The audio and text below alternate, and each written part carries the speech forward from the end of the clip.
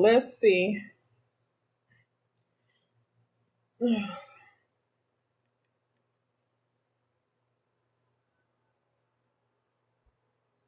All right. Let's see. Here's the simple truth. We're up against a system where those in charge of multi-billion-dollar media conglomerates are rewarded for exploiting workers. We're fighting for the survival of our profession. Read more from your negotiating committee. Thank you to our friends at 11 Films for breaking it down. It's time for the greedy Hollywood studios to pay SAG-AFTRA and WGA members what they're worth. Let's see. Good morning, LA and New York. We're staying hydrated and protected on the strike picket lines this week. Don't forget your water bottles and sunscreen. Okay.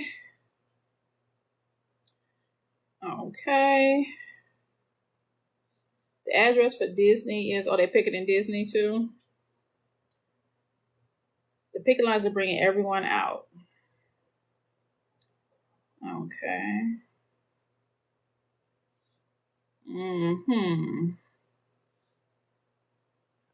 Let's see. Okay, well, let me go look at the negotiation team's spreadsheet. Hold on. Let's see. Are you ready? Yes, I'm ready. Are you ready? Yes, I'm ready.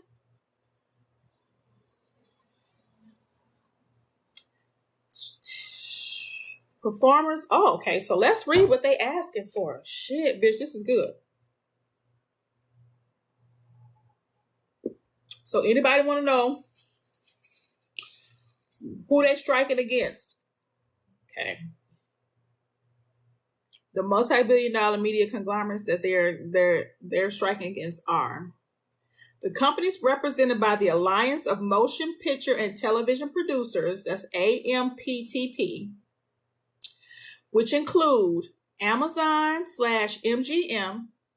Apple, Disney, ABC, Fox, NBC Universal, Netflix, Paramount, CBS/CBS, Sony, Warner Brothers, Discovery, HBO, and others. Okay, so what are they asking for? Performers need minimum earnings to simply keep up with inflation. They are asking for an 11% general wage increase in year one, so our members can recover from record inflation during the previous contract term. They asked for 11%. The businesses are wanting to give them the most we will give you is 5%, even though that means your 2023 earnings will effectively be a significant pay cut due to inflation, and it's likely you will still be working for less than your 2020 wages in 2026. Hey, Stacy. Okay, so they want to protect their images and performances to prevent replacement of human performances by AI technology. So here's what they propose.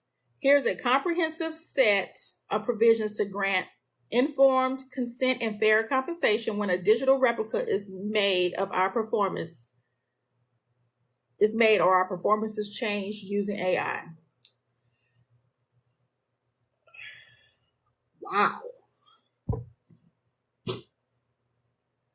So the companies want to be able to scan a background performer's image, pay them for a half a day's labor, and then use an individual's likeness for any purpose forever without their consent. They also want to be able to make changes to principal performers' dialogue and even create new scenes without informed consent. And they want to be able to use someone's images, likenesses, and performances to train new generative AI systems without consent or compensation. You have got to be fucking kidding me.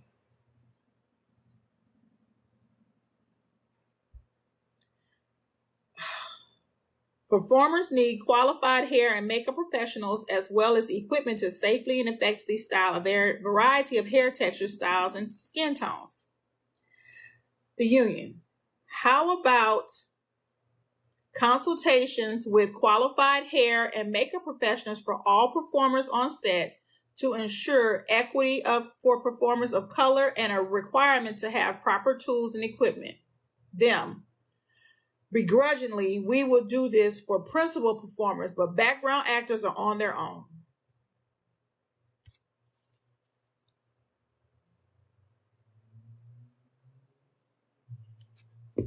Wow. Wow. So performers need compensation to reflect the value we bring to the streamers who profit from our labor, the union. Consider this comprehensive plan for actors to participate in streaming revenue since the current business model has eroded our residuals income. Them, the company, no. So they don't want to give them any money for streaming. But they really don't get residual checks because nobody really watch TV like that no more.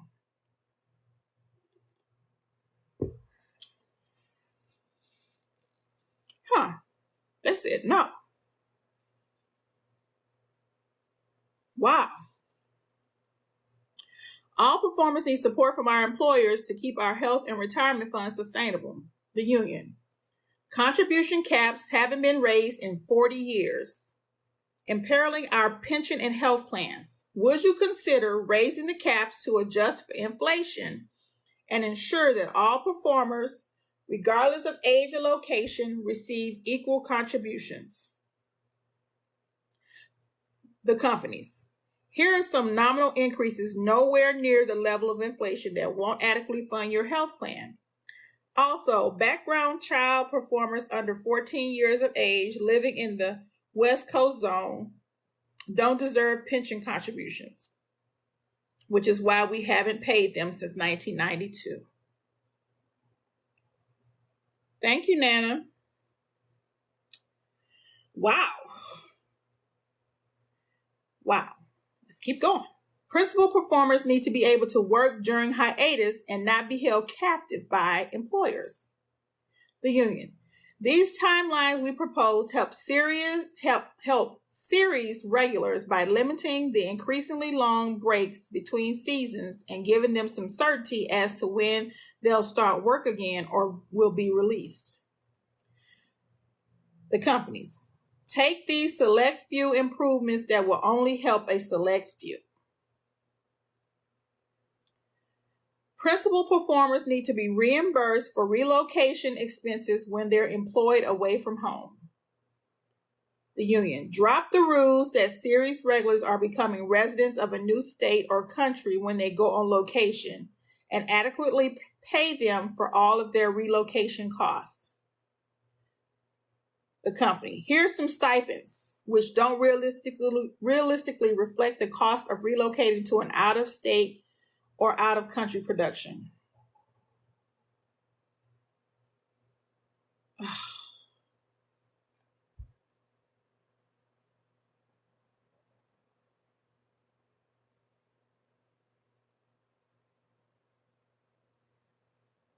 Oh.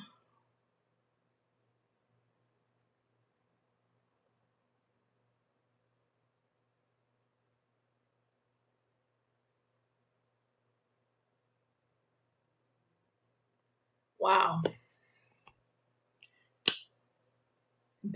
Wow.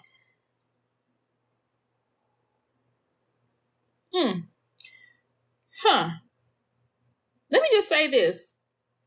I didn't know what their demands were. I thought in detail. I didn't know what their demands were. But I assumed their demands were health insurance, wages, and safety on the set, right? Their demand for 11% is really low. That puts them a little bit behind inflation, not ahead of it, which they should be because it's going to come again. And the contract is going to be for a certain amount of years. So you have to keep that in mind when you're negotiating contracts. Your contract is going to be for a certain amount of years and you're going to lock in certain things. While you're locking in, the whole economy is going into a a free fuck. And so you're locked into this language where things could be changing out in the economy and you're losing as a result of that. That's what they did in the previous contract. So their request for 11% general wage increase in the first year is nothing. That's really not nothing. I would have asked for at least 15 for the first year, went down to 10 the second, and then stabilized it at 8 throughout. That's what I would have did. But I'm going to hit you that first year at 15 because I don't know what the fuck is going to happen.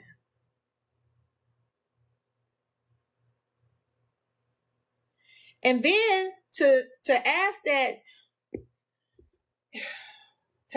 you not use my likeness for AI purposes, that's not a hard thing. That's not something, that's not an unreasonable request. So basically the companies want to be able to take Tom Cruise's face, because he's part of this too. Even though he's a multi-millionaire, he's still part of this too.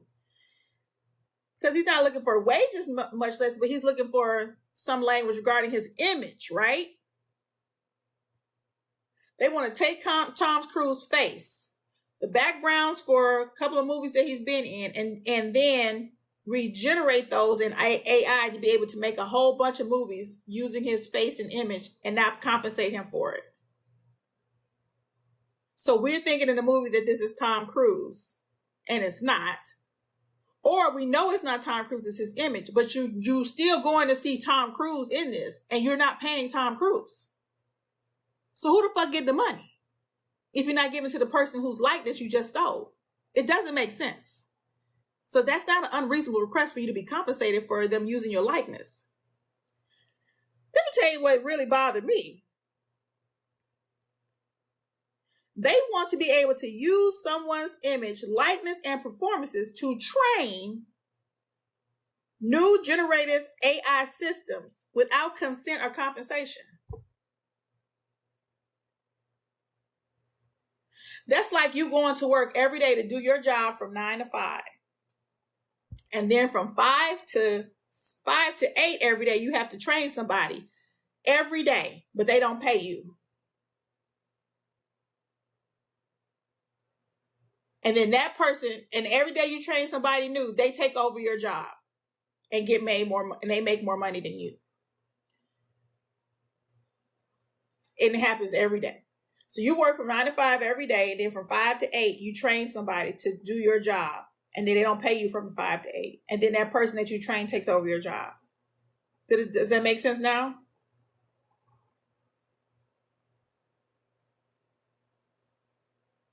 So I come in here, work for you from 9 to 5, do my job that I'm paid to do. I don't get to go the fuck home. So I have to stay from 5 to 8 and train a new person. You're not paying me for that. And then once I get them trained properly, you're going to replace me with them.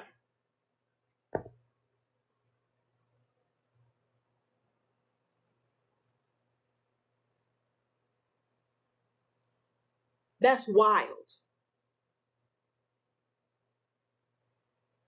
And then the hair thing.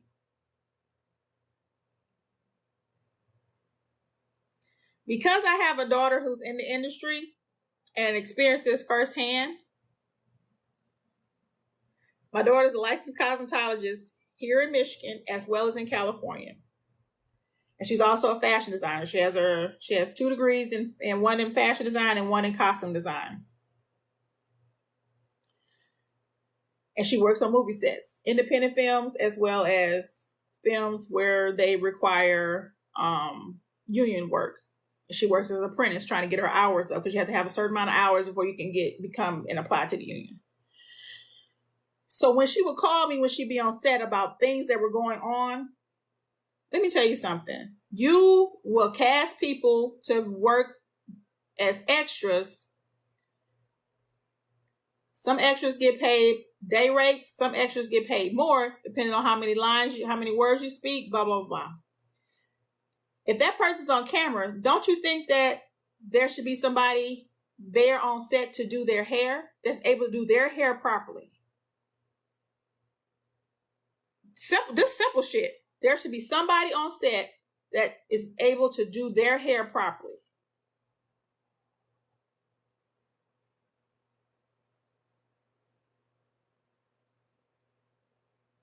I ain't saying it's a principal person, but somebody there to do their hair properly. There are even principal people who have, I can think of 3 of them right now that I follow on my Instagram that I know. Very famous, very rich. Go to a set and do not have anybody do their hair. And they cannot bring anybody to do their hair that they want to because that person has to be in the union. Right? So they have to do their hair before they get there at a cost to themselves. Whereas other actors working that same job will have somebody there to do their hair and they didn't have to pay anything.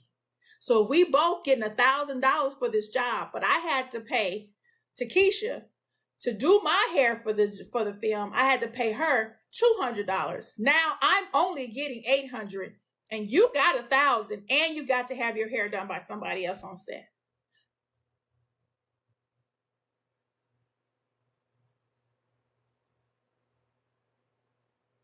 They're saying no. Moving forward, we'll just do it for the person we're paying the most money to, not for anybody else on the set. That makes no sense. It doesn't make any sense. These motherfuckers is weird.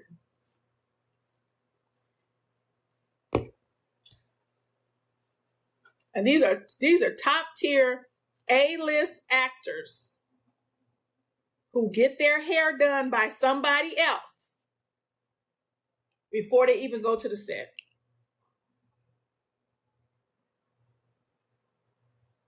It is actors that I know personally that if the role calls for a wig, because you don't even have somebody on set that can do a simple braid down for the wig to go over, you have to take your ass down to on Crenshaw, go get your hair braided down, or have your girl come over the night before, braid your stuff down so you can be on set. That's a cost. That's the inconvenience. Nobody else had to do that but that person. These are A-list people. Why? Multi-million-dollar movie budget, and you mean to tell me you can't get not one person on set that can do a braid down to put a wig on? It don't even make sense.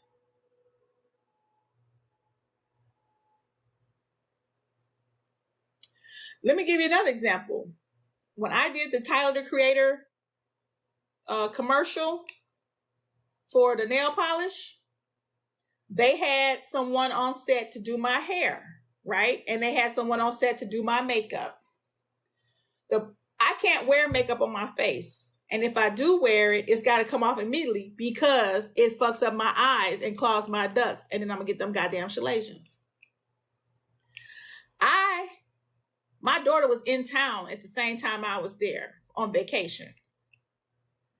When the girl who was doing my hair left, because she left. She had something else to do. She could not stay for the whole time.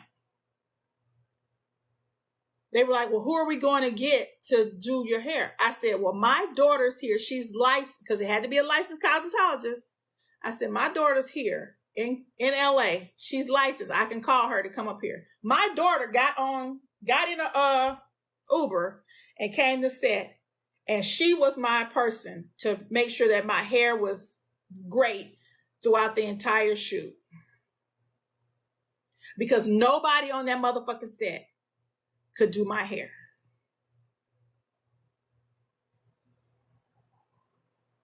Because they weren't trained.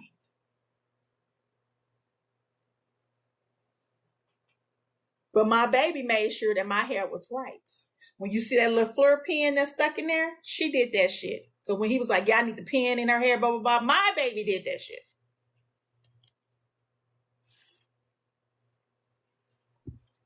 So it's a lot to go on these sets. It's crazy. The fact that they asking for minimum shit and I can't believe they struck on this shit. These companies should have been biting at the bit to get this shit to them.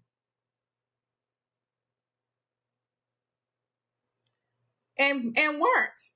This is basic shit. I would have hit you with that 20%. That first year, 15, 20, that's what I'm asking. That first general wage increase, you got to come hard that first year because it makes everybody happy. And then you go a little lower for the years to come for that. But you got to hit them hard for that first year. 11%, that's nothing. Multi-billion-dollar companies, that ain't nothing but a drop in the bucket. 11% ain't even drop in the bucket, bitch. That's a moisture pellet on your windshield, bitch. That's mist. It ain't even in the bucket. It's nothing. These motherfuckers is greedy than a bitch. I am baffled. And then not wanting to pay the pension? Who the fuck gets out and get who gets I don't even get out of paying contributing to somebody fucking how? Bitch, I'm multi-thousand. And I can't get out of